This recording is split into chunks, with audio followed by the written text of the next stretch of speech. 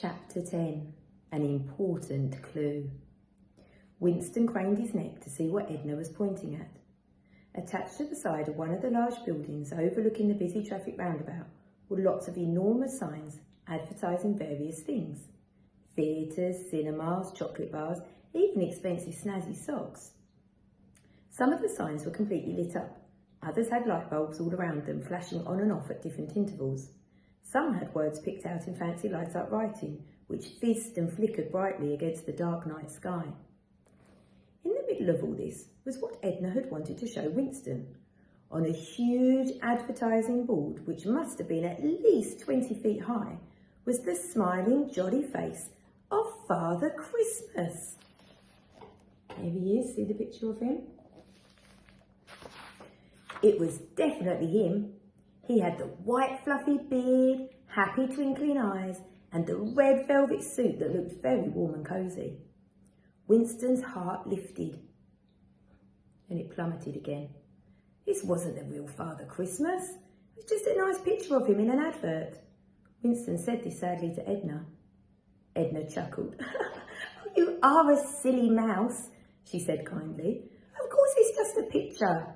But I think it might also be a clue as to where you can actually find him here in the city. Have a read of the sign. Winston looked up again and squinted his eyes against the snow that was still falling all around him. The sign said, Fortescue's Department Store. Visit Father Christmas in store today. Winston's cheeks went pink with excitement. Could it be true? Could Father Christmas really be here in the city? He had to find out. He didn't really know what a department store was, but it sounded exciting. Perhaps it was somewhere Father Christmas went to get the supplies he'd need for his long journey around the world. He'd surely need at least a couple of packets of biscuits to keep him going for the night. Do you know where Fortescue's department store is, Edna? Winston asked, quivering with excitement. Edna walked round in a little circle while she thought. I don't think it's very far from here. You'll need to cross this road very carefully, and then just take that big road there and keep going straight down until you get to the shop.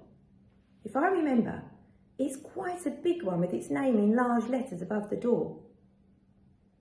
Will you both come with me? Asked Winston. He'd got quite used to having a nice friend or two with him now. It made him stop thinking about how cold his paws were and how grumbly his stomach was.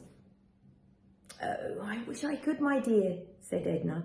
I'd love an adventure, but I've got to get poor George back to our nest. Look at him. Winston looked around and laughed. George was flat on his back with his two stick-like legs poking up in the air, and he was snoring so loudly it sounded like an engine. This is what a belly full of mince pies does to you, Edna chuckled, as she pecked gently at George's tail to wake him up. Now, you just continue on your adventure, she said, turning to Winston. You seem a very brave sort of mouse, and I know you can get that letter to Father Christmas before midnight. Be very careful, and good luck. Winston said thank you, and let Edna fuss about wrapping his scrappy little scarf warmly around his neck with her beak. Then, with a little wave over his shoulder to the two birds, he picked up the envelope and set off towards Fortescue's department store to meet Father Christmas himself. I can't wait to find out if he meets him.